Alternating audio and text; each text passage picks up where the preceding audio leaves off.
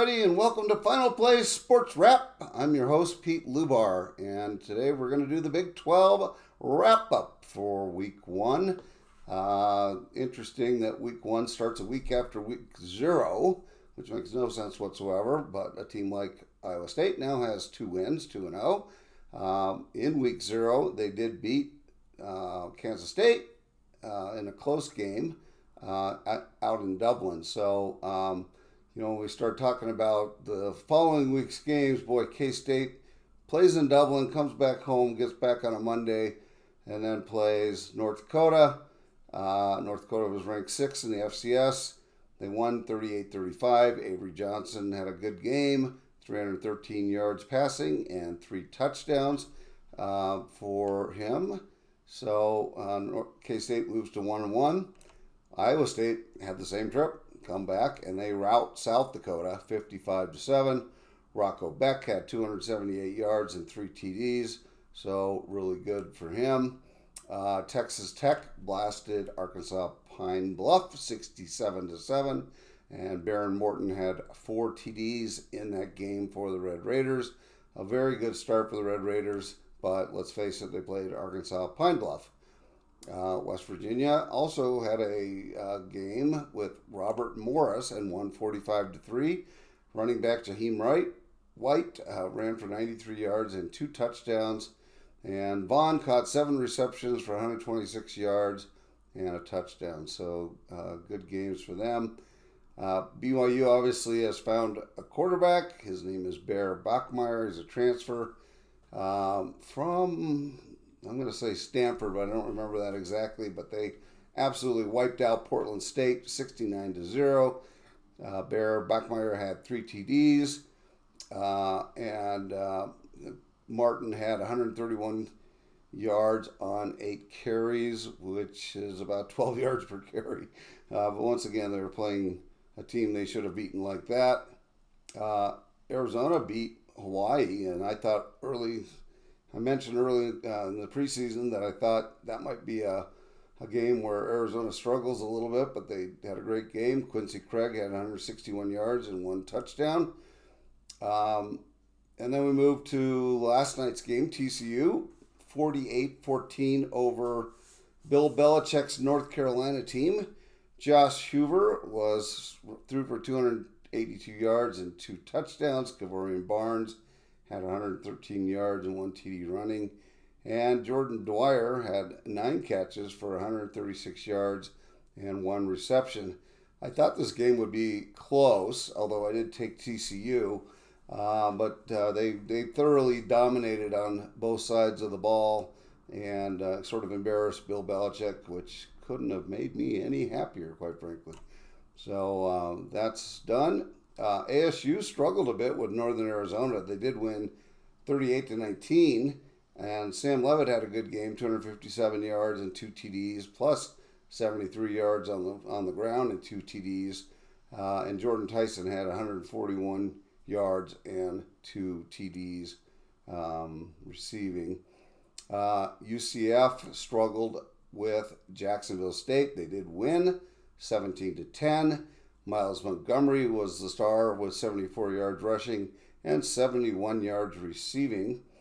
And Oak State managed to survive UT Martin 27-7. There were no highlights in the game.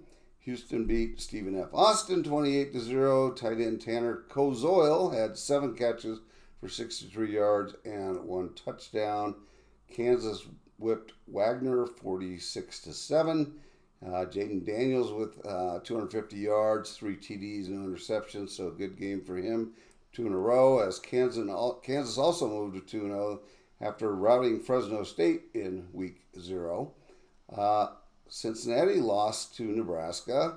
It was a pretty close game, 17-20, 2017 Nebraska over Cincinnati. It was a good game. I didn't think either team looked all that great, but Nebraska was able to edge them out. So I kind of get to the sort of more meaningful games of the first week. And number 1, I want to start with Baylor. Baylor lost to Auburn 38-24, despite 419 yards and 3 TDs from Sawyer Robinson, and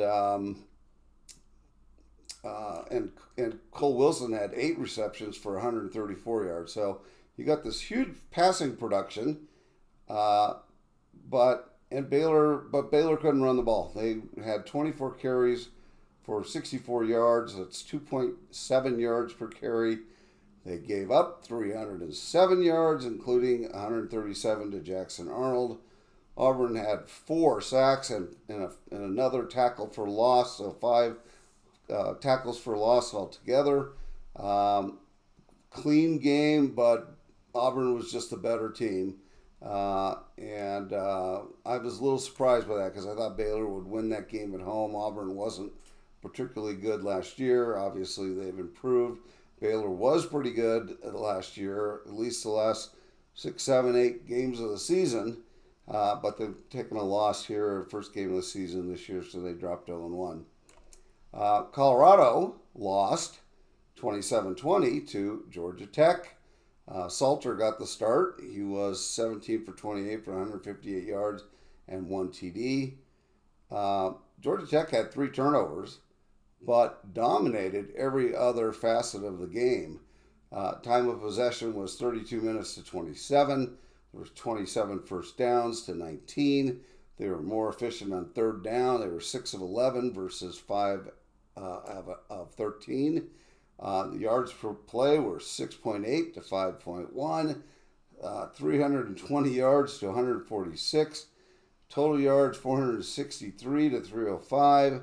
Haynes King had 19 carries for 156. That's 8.2 yards per carry, and he had 3 TDs. So Colorado got dominated, and I was kind of afraid of that going into the season, that Colorado would be missing, their best quarterback, their best defensive back, their best receiver, and some other kids that have transferred out as well. And so it did not go that well for Colorado, and I'm not sure if that bodes well for the year.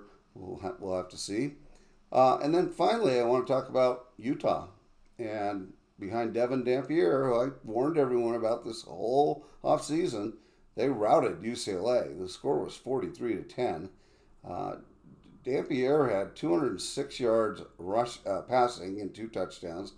He also was their leading rusher, 87 yards and 1 running touchdown. And they just jumped on him early and often. And they also defensively, they dominated. They had 206 rushing yards to 126 for UCLA.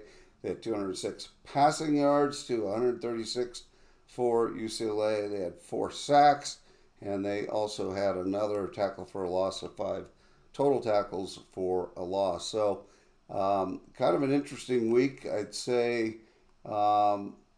Cincinnati losing to Nebraska was probably not a big upset. I think Nebraska was favored, but I think Cincinnati did cover the spread. So if you like moral victories, you got that there.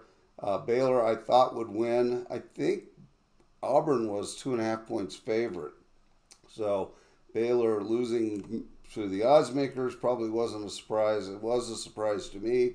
Colorado losing to Georgia Tech was not a surprise to me.